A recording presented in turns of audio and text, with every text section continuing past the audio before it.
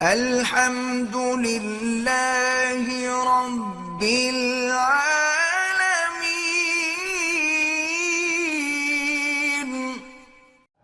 کہتے ہیں کہ عورتیں حرم کے اندر جو ہیں وہ بڑی بن ٹھن کے آتی ہیں، اور کیا کریں، ان کو پتہ ہے دیکھنے والے موجود ہیں۔ تم آنکھیں نیچی کر لو تو خود ہی بن سنور کے نہیں آئیں گی۔ جب دیکھنے والے موجود ہوں تو اس نے تو میک اپ سنگار کرنا ہے۔ ہمارے علاقے میں مجھے یاد ہے، وہ اس ٹورنگ ٹاکیز ہوتی تھی، چلتی پھرتی فلمیں، تو وہ کسی نے لیسنس لیا اور ہمارے علاقے میں آ کے وہ لگائی۔ مجھے ان دوستوں نے بتایا، میں نے ڈپٹی کمشنر سے جا کے بات کی کہ یہ ہمارا علاقہ ہے، یہاں تو ہم نے کبھی شادی میں نقارے بھی نہیں بجنے دیے، آپ نے فلم لگوا دی۔ انہوں نے کہا میں کیا کروں، ان کے پاس لائسنس ہے، میں تو نہیں روک سکتا، میں کیا کروں۔ میں نے کہا اچھا جی ٹھیک۔ رات کو میں نے سارے مسجدوں والے تھے، امام اکٹھے کیے اور سب دوستوں میں نے کہا بھی اعلان کرو کہ کوئی آدمی یہ فلم دیکھنے نہیں جائے گا، اور دو چار اچھے خاصے بلوچ مشٹنڈے جو ہیں نا وہ ڈنڈے لے کے کھڑے رہے، جو جائے ٹانگیں توڑ دیں، میں ذمہ وار ہوں، کیس میں بھگتوں گا۔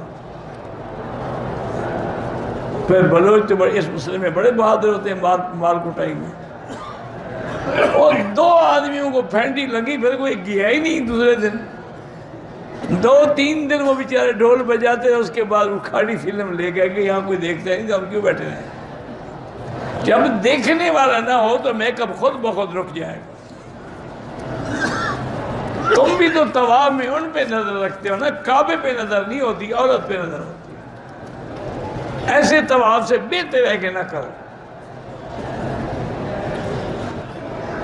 کہتے جی آپ کی دوسری شادی کا ارادہ تھا، وہ کیا ہوا؟ ابھی تک تو نہیں ہوئی بھائی، کوئی مدد کر سکتے ہو جزاک اللہ۔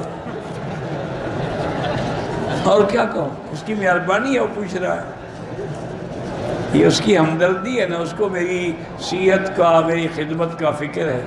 بہرحال جزاک اللہ خیر۔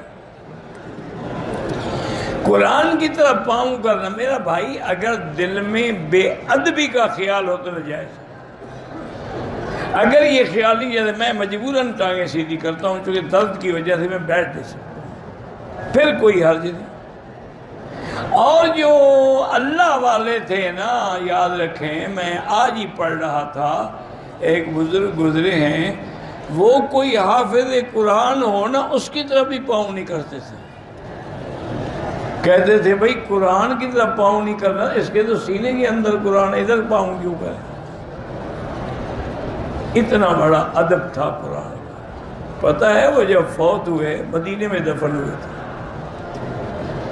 تو 2 سال کے بعد قبر کھلی تو دیکھا تازہ ایسے، ابھی معلوم ہوتا تھا کہ ابھی بھی داڑھی کو، بالوں کو تیل لگائے، اسی قرآن اور ادب کی برکت۔